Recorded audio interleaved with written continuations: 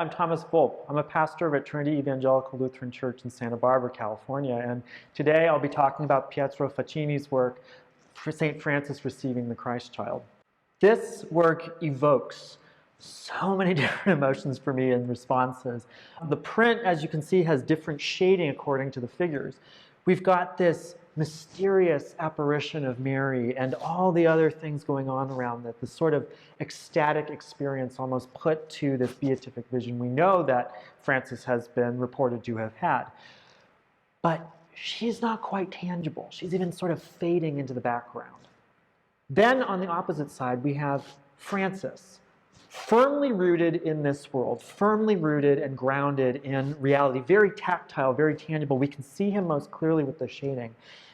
And in the middle of these two opposing poles, you have the Christ child, who's reaching out to his mom and saying, "Hey, where am I going? Why are you giving me over here?" And yet, at the same time, only half of him is starting to look more like Francis, and the other half is looking like his mom, the sort of in-between two worlds sort of thing, the divine and the human and the tangible set us against each other in this.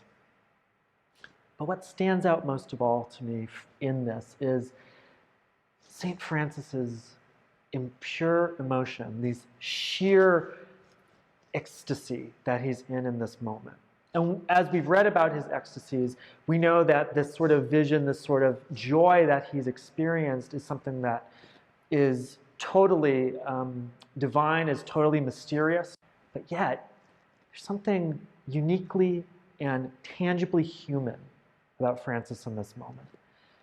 It's almost as if he's a father receiving his first child after his wife has given birth. Just sort of like, we did this. This is for me. I'm a daddy. You know, there's something so totally tangible about that, something that hits home for me about that. And I'm not a father yet, but I hope that at some point I have that experience of, wow, this is my child. And so he's receiving Christ a little as his own in some ways. And yet at the same time, it's this firmly rooted in reality Francis that we're seeing here. Something that we don't often think about. We like to focus, I think, a little bit more on the ecstasy and on the sainthood and the holiness that is around Francis and sort of the praiseworthiness of him and the adoration. But in Francis's life, he was firmly rooted in this world. And he was firmly rooted in the idea that we are to care for each other and that we are here as part of this visceral world, even going so far as to kiss the wounds of a leper. Imagine that. So the depiction of Francis as this totally tangible person and this very human being is very, very noticeable for me in this. While at the same time, all of this, not quite sure if it was really there, but only understood based on the stories we have of Francis.